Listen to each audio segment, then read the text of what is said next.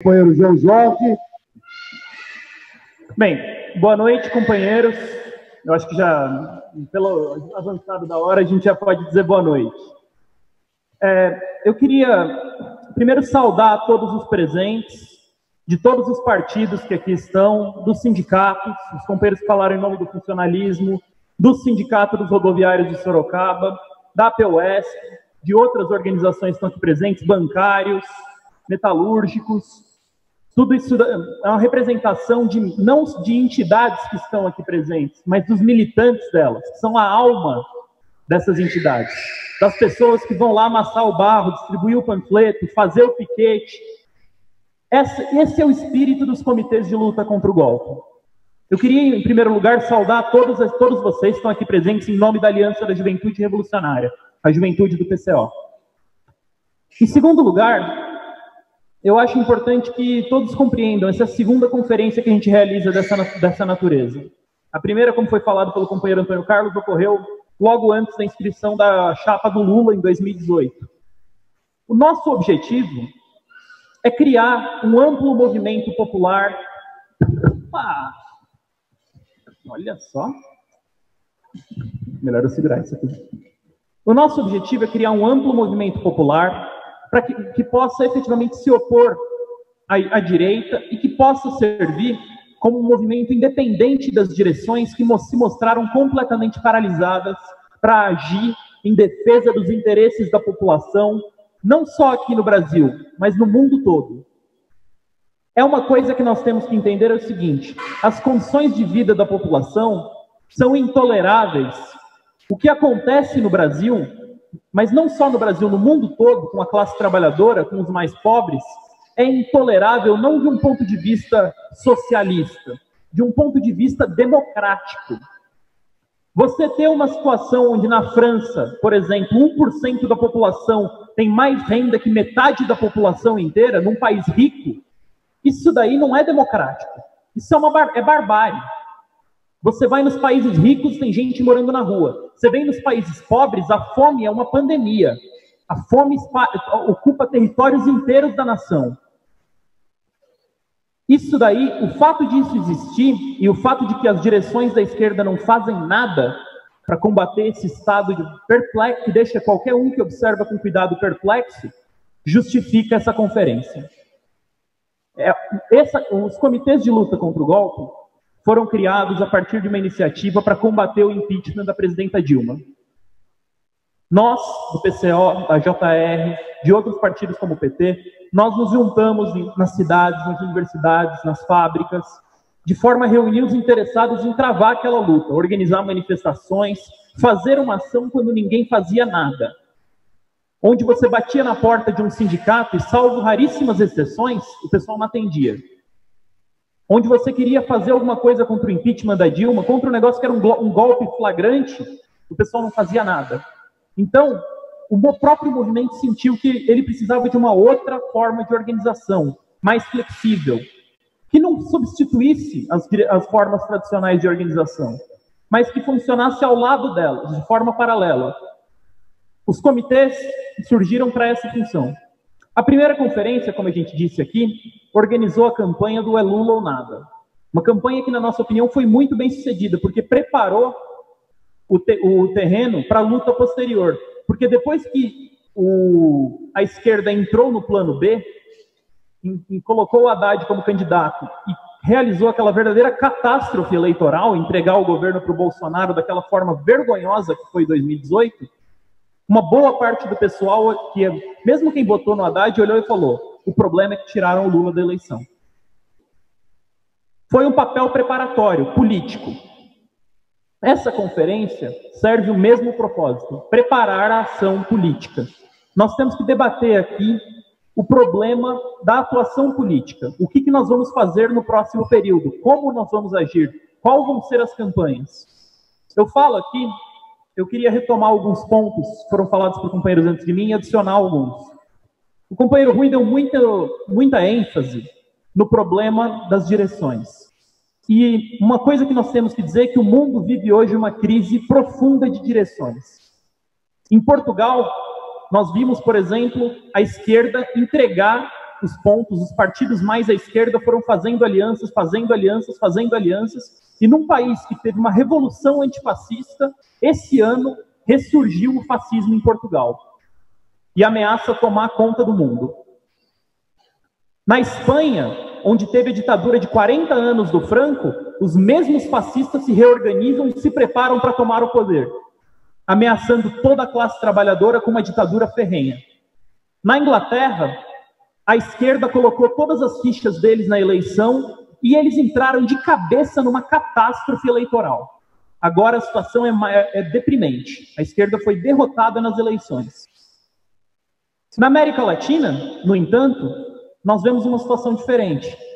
Na América Latina, por fora das eleições, e num certo sentido contra o processo eleitoral, contra os partidos tradicionais, o povo se organizou em verdadeiras revoltas populares. No Equador, contra as direções atuais do movimento, a população se insurgiu contra o governo Moreno e colocou ele na corda bamba. A situação refluiu, mas ainda está lá latente.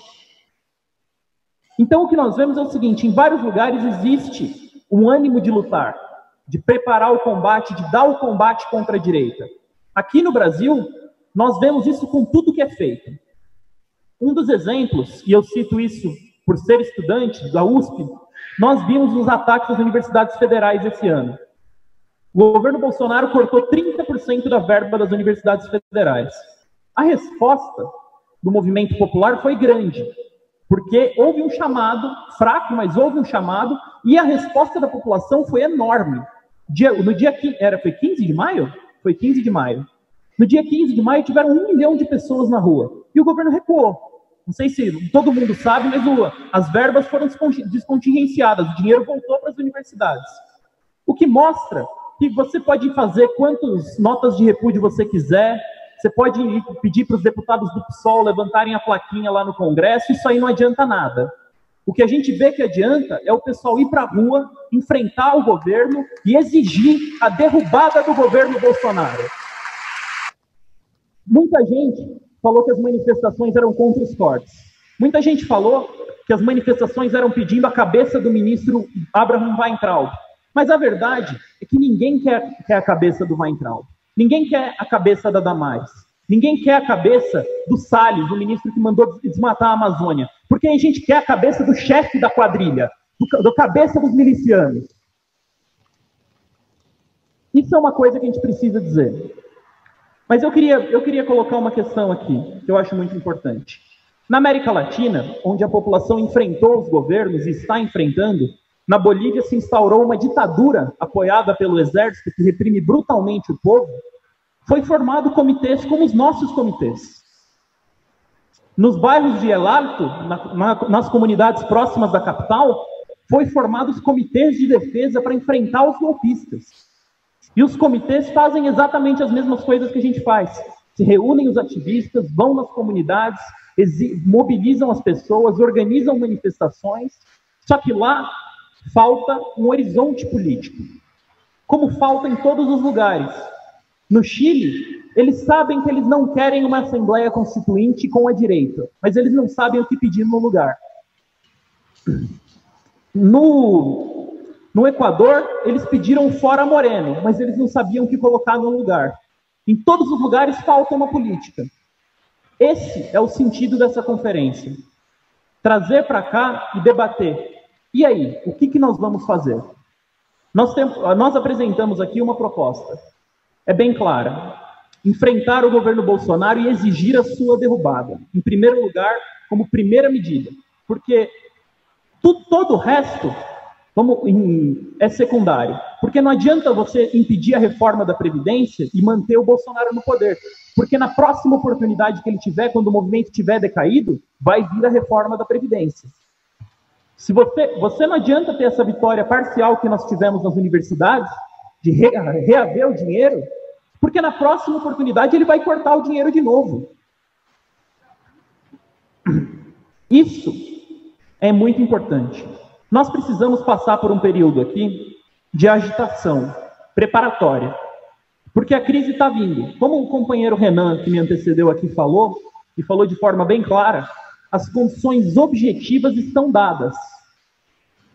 A crise econômica é total. A inflação é mascarada porque existe uma falsificação aos moldes daquela que existia na ditadura militar dos índices de inflação. Os preços aumentam, os salários diminuem. Existe um combate a todo e qualquer direito da população. Os patrões declararam guerra fábrica a fábrica à classe trabalhadora. Todas as negociações salariais agora, não existe mais aumento real no Brasil, em nenhuma categoria. Em algumas categorias existe rebaixamento salarial. É importante colocar isso daí.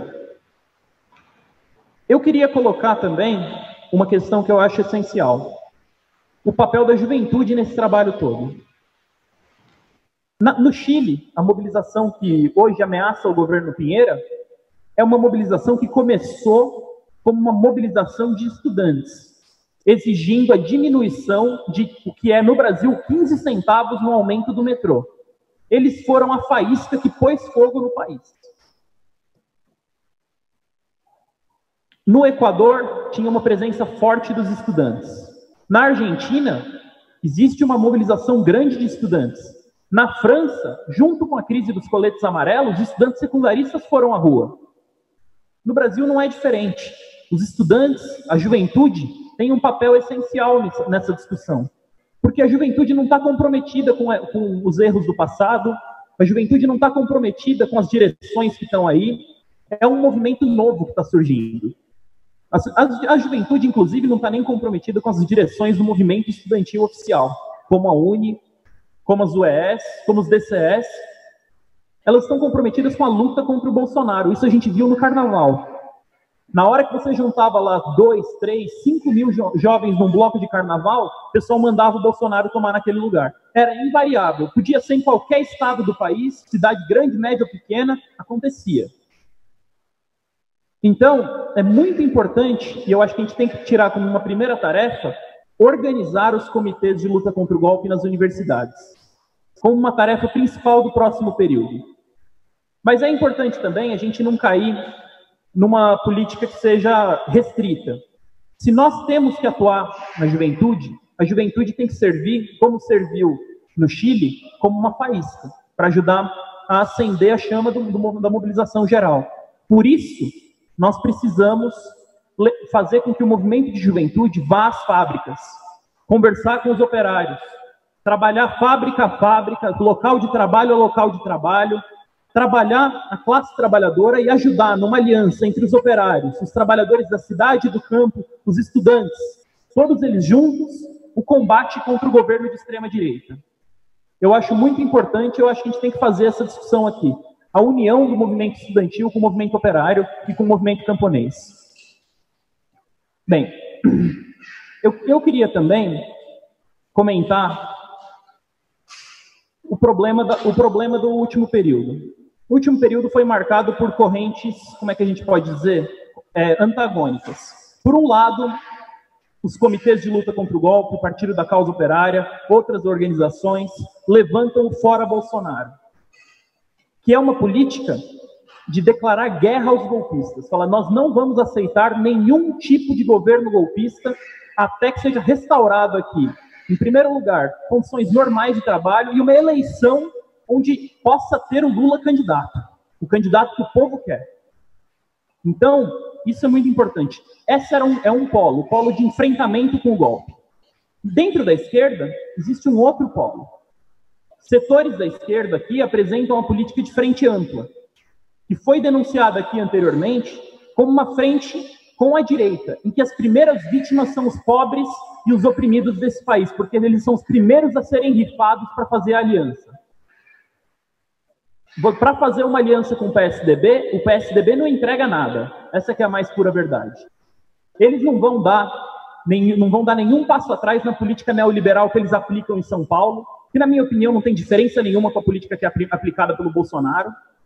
Eles não vão dar nenhum passo atrás na política de segurança pública, de massacre da população pobre, como disse o companheiro Expedito anteriormente, que eles estão fazendo em Paraisópolis, porque foi o PSDB que matou aqueles 9 meninos, não foi o Bolsonaro.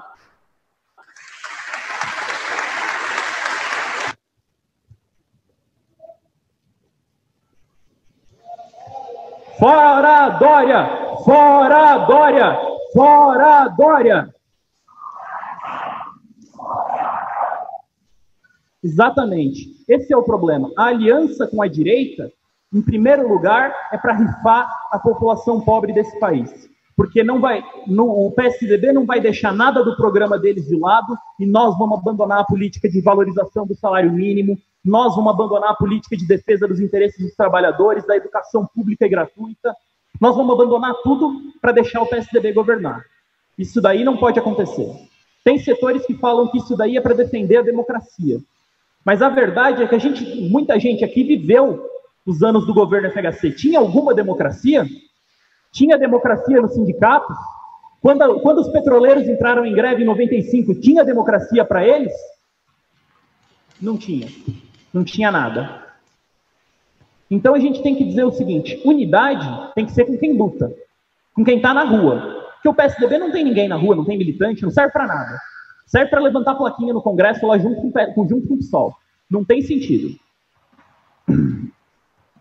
Bem, para concluir, companheiros, eu acho que essa é uma oportunidade aqui de debate da política que tem que ser seguida.